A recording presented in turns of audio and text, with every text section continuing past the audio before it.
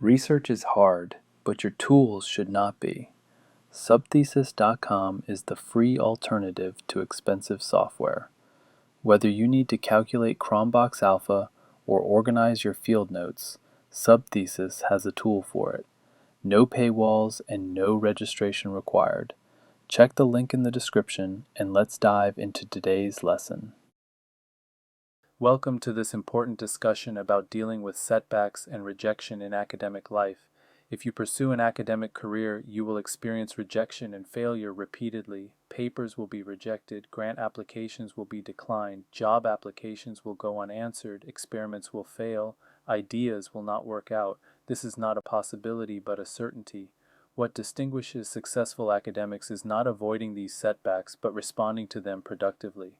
Resilience, the ability to recover from difficulty and continue forward, is an essential academic skill. Yet resilience is rarely discussed explicitly.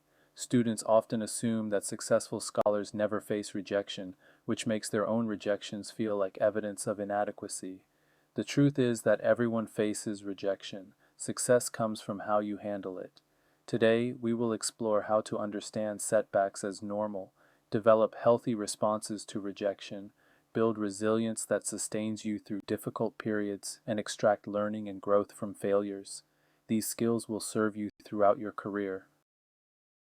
By the end of this session, you will be equipped to handle setbacks productively across 4 key dimensions.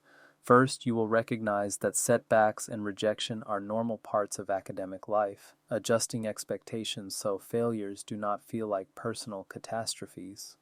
Second, you will develop healthy responses to rejection and failure, knowing how to process disappointment without being derailed by it. Third, you will build resilience that sustains you through difficult periods, creating internal resources and external support that help you persist. Finally, you will learn to extract learning and growth from setbacks, treating failures as information that improves your future performance. Let us begin by understanding how common rejection actually is. Understanding how common rejection is helps you recognize that your experiences are normal, not evidence of inadequacy. Paper rejection rates at many top journals exceed 80 or 90%. Even excellent papers often face rejection multiple times before acceptance. Most scholars have far more rejected papers than accepted ones, even those with impressive publication records. Grant rejection rates mean the majority of applications receive no funding. Success rates at major federal agencies are often below 20%. Grant writing is mostly writing proposals that do not get funded. Even highly successful researchers face far more rejections than awards. Job market statistics show that academic positions receive dozens or hundreds of applications. For each person who gets a job, many qualified applicants are rejected. Most candidates apply to numerous positions and face repeated rejection before receiving offers, if they do. This is simply normal. Understanding that everyone experiences significant rejection helps you interpret your own experiences appropriately. When you are rejected, you are joining every successful academic who has gone through the same thing. Rejection is not evidence that you do not belong, it is evidence that you are participating. Academic setbacks take various forms, each requiring somewhat different responses. External rejection involves others deciding your work is not good enough for their venue, funding, or position. Paper rejections, grant declinations, and job market failures fall into this category. External rejection hurts because it involves explicit judgment by others. Research failures occur when your research itself does not work as planned. Experiments fail, hypotheses are not supported, approaches do not produce useful results. These failures differ from rejection because no one else has declared your work inadequate. The world simply did not cooperate with your plans. Milestone delays happen when progress is slower than you expected or your program requires. Taking longer than planned to complete coursework, pass exams, or finish your dissertation represents setback even without explicit failure. These delays create stress and may have practical consequences. Personal challenges involve life circumstances that interfere with academic progress. Family crises, health problems, relationship issues, and other personal difficulties can derail your work even when your academic efforts would otherwise succeed. These setbacks require different responses because the cause is outside academia itself. Rejection has real emotional impact that deserves acknowledgement. Understanding and processing these emotions is part of healthy response. Rejection genuinely hurts because humans are social creatures who care about others' evaluations. Feeling hurt when rejected is normal, not weakness. Trying to suppress or deny emotional responses is neither possible nor healthy. Allow yourself to feel disappointment, frustration, or sadness. Emotions carry information about what matters to you. Strong reactions to rejection indicate the opportunity was important. The pain of rejection reflects investment in your work and aspirations. Understanding what your emotions tell you helps you process them constructively. Proportional response means matching your reaction to the significance of the setback. A rejected paper at a top journal warrants disappointment. A rejection that ends your career prospects warrants more significant response. Calibrating your emotional response to actual stakes helps you avoid catastrophizing minor setbacks or underreacting to major ones.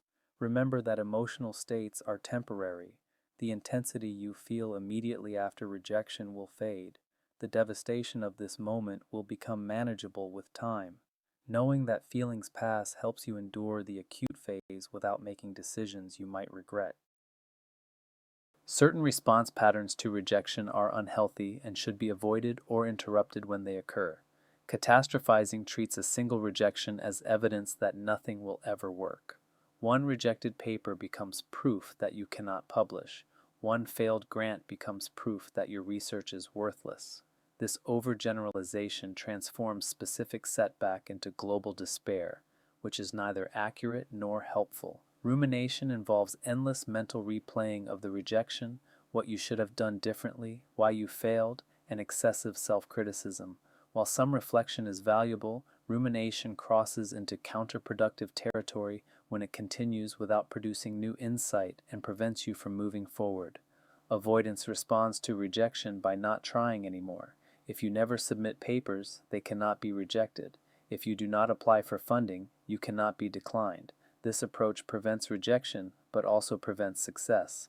Avoidance is fear, protecting you from possibilities rather than actual dangers. Blame patterns can be either excessive self-blame that treats rejection as evidence of personal inadequacy, or blaming others that attributes rejection to unfair reviewers or broken systems. Neither extreme is accurate or helpful. Some rejections reflect real weaknesses in your work, others reflect factors beyond your control. Accurate assessment requires acknowledging both. Healthy responses to rejection process the experience constructively and enable forward movement. Acknowledge the disappointment genuinely rather than pretending it does not affect you. Give yourself permission to feel bad. Talk to supportive people about your feelings. This acknowledgement is not dwelling but processing. Suppressed emotions tend to resurface. Processed emotions can be released. Contextualize the rejection by putting it in perspective. This is one paper, one grant, one opportunity among many in your career. Most successful academics have accumulated many rejections. This rejection does not define you or predict your future. Context helps you see that this moment, while painful, is not catastrophic. Analyze the rejection to learn what you can. If you receive feedback, read it carefully for useful information. Even unfair or poorly expressed criticism may contain valid points. What can you learn that will improve your next attempt? This analysis transforms rejection from pure loss into investment in future success. Act on what you learned by moving forward. Revise the paper and resubmit elsewhere. Improve the grant application for the next cycle. Apply to different positions. Action counteracts the helplessness that rejection can create. Doing something constructive restores your sense of agency. Rejection often comes with feedback that can be valuable if processed well. Wait before reading detailed feedback if you can. In the immediate aftermath of rejection, you may not be in the best state to evaluate criticism fairly. Letting initial emotional intensity settle before engaging with feedback helps you process it more constructively. Some people find waiting a day or two helpful. Separate useful criticism from unfair or irrelevant comments. Not all reviewer criticism is valid. Some reflects misunderstanding, bias, or unreasonable standards, but some criticism identifies real weaknesses. Your job is to discern which is which, neither dismissing all criticism nor accepting all criticism uncritically. Look for patterns across different sources of feedback. If multiple reviewers or rejections mention the same issues, those concerns deserve attention even if you disagree. Patterns indicate something others consistently perceive that you may want to address. Make specific plans based on useful feedback. What exactly will you change? How will you address the identified weaknesses? Turning feedback into concrete action items makes the feedback productive. General intentions to improve are less useful than specific plans. Internal resources support resilience by shaping how you interpret and respond to setbacks. Growth mindset believes that abilities develop through effort and learning rather than being fixed traits. With a growth mindset, rejection becomes feedback that helps you improve rather than evidence of permanent inadequacy. Cultivating growth mindset increases resilience because setbacks become learning opportunities. Self-compassion involves treating yourself with kindness when you struggle rather than harsh self-criticism. You would not berate a friend who faced rejection. Extend the same kindness to yourself. Self-compassion acknowledges difficulty without wallowing in it and supports recovery rather than undermining it. Long-term perspective places immediate pain in broader context. Your career spans decades. One rejection, or even a year of rejections, does not define that career. Taking the long view helps you endure short-term difficulty without losing sight of ongoing possibilities. Identity diversification means not placing all your sense of self in your academic work. When your entire identity depends on academic success, rejection threatens your core self. Having other sources of meaning and satisfaction creates resilience because academic setbacks do not destroy your whole sense of self.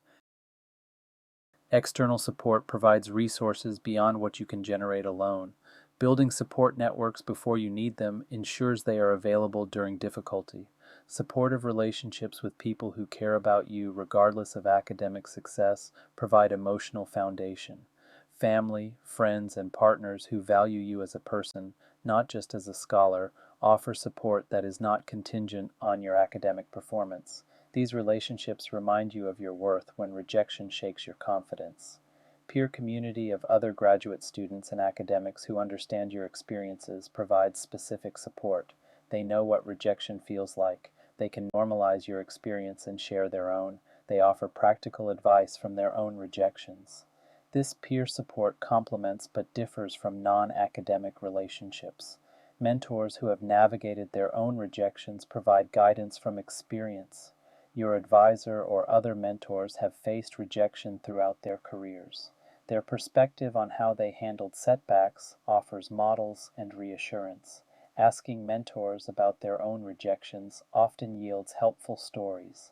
Professional help from counseling services should be accessed when normal responses are not enough. If rejection triggers prolonged depression, overwhelming anxiety, or other significant distress, professional support is appropriate. Seeking help is not weakness, but wisdom about managing serious difficulty.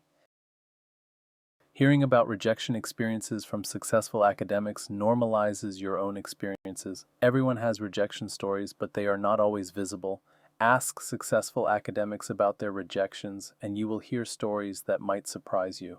Faculty members who seem to succeed effortlessly have typically accumulated many rejections along the way. These stories are just not usually shared publicly. Famous papers and groundbreaking research were often rejected. Work that later won prizes was initially declined. Revolutionary ideas were dismissed by reviewers who did not understand their significance. The fact that something is rejected does not mean it lacks value. It means it did not convince those particular reviewers at that moment. Rejection does not predict ultimate success. Scholars who faced extensive early rejection have gone on to distinguished careers. Those who experienced early success have sometimes struggled later. Rejection at one point in time says little about what you will ultimately achieve. Your story is still being written. Current rejections are chapters in an ongoing narrative, not the ending. What seems like failure now may become setup for later success. Maintaining hope for what is possible keeps you engaged in writing the next chapters. Extracting learning from failure transforms setbacks into improvement opportunities. What specifically went wrong requires accurate diagnosis rather than global self-criticism. A rejected paper might have had unclear framing, weak methods, or poor fit with the journal. Identifying the specific issue enables specific response. General conclusions that you are a failure teach nothing actionable. What was in your control focuses attention productively. Some rejection factors were beyond your control, such as competition, reviewer bias, or bad luck. Other factors were within your control, such as quality of work, choice of venue, and how you presented your ideas. Focus learning on what you can actually change. What would you do differently identifies concrete changes for the future. This question produces actionable insights. Maybe you would get more feedback before submitting. Maybe you would target a different venue. Maybe you would strengthen a particular aspect of the work.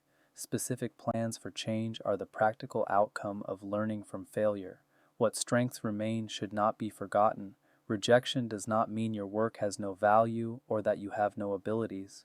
Keeping sight of what is good about you and your work provides foundation for moving forward. Do not let rejection erase awareness of your strengths. Paper rejection is so common that specific strategies for handling it are worth discussing. Rejection is the norm, not the exception. Most papers are rejected by at least one journal before finding a home. Knowing this in advance helps you interpret your own rejections appropriately. An initial rejection is a normal step in the publication process, not evidence that your paper is unpublishable. Revise based on feedback before resubmitting. Even if you disagree with the rejection decision, reviewers often identify real issues worth addressing. Improving the paper increases your chances at the next venue. Resubmitting the exact same paper wastes the learning opportunity rejection provides. Resubmit to another venue because many journals and conferences exist. Being rejected from one venue does not preclude acceptance elsewhere. Different reviewers may evaluate the work differently. Different venues have different standards and fit criteria. Keep trying appropriate venues. Persistence pays off because most papers eventually get published somewhere. The difference between published and unpublished work is often simply whether the author persisted through rejections. If you believe your work has value, keep submitting until you find its home. Grant rejection is particularly common given low funding rates. Understanding this process helps you persist effectively. Low success rates mean most grant proposals are not funded. Success rates at major funders often fall below 20%. Expecting rejection rather than expecting success sets realistic expectations. Grant writing is largely writing proposals that do not get funded but improve through the process. Reviewer feedback on grant applications is often detailed and useful. Unlike some paper reviews, grant reviews frequently provide substantive feedback that clearly identifies weaknesses. This feedback is valuable for revision. Read it carefully and take it seriously, even if the rejection feels unfair. Revising and resubmitting the same project is usually allowed and expected. Many funded grants were rejected in earlier versions. The revision process improves proposals over time. Plan for multiple submission cycles rather than expecting first attempt success. Multiple funding sources reduce dependence on any single funder. Diversifying applications across federal agencies, private foundations, internal funding, and other sources increases overall chances of success. Do not put all your funding hopes in a single application. Academic job market rejection is particularly challenging because positions are scarce and feedback is minimal. High competition means many qualified candidates apply for each position. Rejection does not mean you were unqualified. It often means others were perceived as better fits. The number of applications you must send before receiving offers can be large. Expect to apply broadly. Limited feedback after job rejections is frustrating but common. Unlike papers and grants, job applications usually produce no explanation for rejection. You may never know why you were not selected. This lack of feedback makes learning from job market rejection difficult. Multiple job market cycles may be necessary. Many successful academics went through more than 1 year on the market. Not receiving an offer in your first year does not mean you will never succeed. Persistence over multiple cycles is common among those who eventually secure positions. Alternative paths beyond traditional academic jobs deserve consideration. Teaching focused positions, non-tenure track roles, industry positions, policy work, and other careers may be fulfilling alternatives if the traditional path does not work out. These are not failures, but different kinds of success. Research that does not work as planned presents different challenges than external rejection. Failed experiments or unsupported hypotheses are not personal failures. Science involves testing ideas, and not all ideas turn out to be correct. Discovering that something does not work is a legitimate finding. The failure is not yours, it is simply what you learned. Negative results are still knowledge. Finding that an intervention does not work, that variables are not related, or that a hypothesis is wrong contributes to understanding. Publication venues for negative results are limited, but the knowledge is real. Your time was not wasted if you learned something. Abandoned projects are sometimes necessary when lines of inquiry prove unproductive. Not every research direction leads somewhere useful. Recognizing when to stop pursuing something is wisdom, not failure. Persistence is valuable, but persistence in clearly unproductive directions is not. Pivoting to different research directions is not giving up. Changing your focus based on what you learn is adaptive, not weak. Many successful research programs emerged from pivots when initial plans did not work. Flexibility and responsiveness to what your research reveals often leads to better outcomes than rigid adherence to original plans. Maintaining motivation when facing repeated setbacks requires intentional effort. Remember why you started pursuing this path. What originally drew you to your field? What problems do you want to solve? What contributions do you hope to make? Reconnecting with core motivations reminds you why the struggle is worth it. External setbacks do not change the values that brought you here. Celebrate small wins along the way. Progress toward your goals deserves recognition even when major achievements remain elusive. Completing a draft, making progress on analysis, or receiving positive feedback are all wins worth acknowledging. Celebration sustains motivation through the long haul. Connect with purpose beyond specific outcomes. If your sense of meaning depends entirely on getting this paper published or that grant funded, you are vulnerable. Finding meaning in the work itself, in contributing to your field, or in helping students and society creates more robust motivation. Take breaks to recover energy. Pushing relentlessly through setbacks leads to burnout. Rest and recovery enable sustained effort. Taking time away from academic work after rejection is not laziness, but strategic restoration. Normal rejection responses sometimes intensify into distress requiring additional support. Recognizing when this happens helps you seek appropriate help. Persistent distress that continues for weeks beyond normal disappointment may indicate something more serious than typical rejection response. If you cannot move past the rejection despite your efforts, additional support may be needed. Time alone is not resolving the distress. Functional impairment where you cannot do what you need to do signals significant difficulty. If rejection triggers depression or anxiety that prevents you from working, attending class, or maintaining basic self-care, your response has exceeded normal bounds. Impaired functioning deserves attention. Hopelessness that nothing will ever work suggests depression beyond situational disappointment. Specific rejections do not warrant conclusions that your entire future is hopeless. If you feel this way, professional support can help you regain perspective. Resources including counseling services, conversations with advisors, and peer support are available. Using these resources when normal coping is not enough is appropriate and wise. You do not have to handle everything alone, and seeking help when you need it demonstrates good judgment. Reframing rejection as part of your ongoing story provides perspective that supports persistence. Setbacks shape who you become as a scholar and person. How you handle difficulty develops character. The skills you build through navigating rejection serve you throughout your career. Your experiences, including the painful ones, contribute to who you are becoming.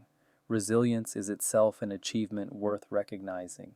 Making it through difficult periods demonstrates strength. Continuing to try despite rejection shows commitment. These qualities matter independently of specific outcomes. You can be proud of persisting regardless of whether this particular paper gets published or this particular grant gets funded. Future you will have perspective that current you lacks. Looking back, many successful academics view early rejections differently than they felt at the time. What seemed devastating often becomes just another chapter. Trusting that your future self will understand this period helps you endure it. Your story includes struggle, and that is not a flaw. Academic narratives that only include success are incomplete and unrealistic. Authentic careers include setbacks. Your rejections make your eventual successes more meaningful and your story more real. Let us consolidate the essential lessons from today's exploration of dealing with setbacks and rejection. First, recognize that rejection is normal and universal in academic life. Everyone experiences it, often extensively. Knowing this helps you interpret your own rejections as part of the shared academic experience rather than evidence of personal inadequacy. Second, develop healthy responses that process emotions and enable action. Acknowledge disappointment, put it in perspective, learn what you can, and move forward. Avoid unhealthy patterns like catastrophizing, rumination, avoidance, or distorted blame. Third, build resilience through internal resources like growth mindset and self-compassion, and external resources like supportive relationships and mentor guidance. These resources help you weather difficult periods without being overwhelmed. Fourth, extract learning from setbacks to improve future performance. Failure teaches if you let it. Analyzing what went wrong and making specific plans for improvement transforms rejection from pure loss into investment in future success. In our next session, we will explore knowing when to pivot or persevere, building on resilience by examining how to make wise decisions about continuing versus changing direction. Writing a thesis is a marathon, not a sprint, but you do not have to run it alone. If you are feeling stuck with your data or overwhelmed by your sources, let us help. Head over to subthesis.com. It is completely free and designed to make your life easier. You are making progress. Keep going. And don't forget to subscribe for more support.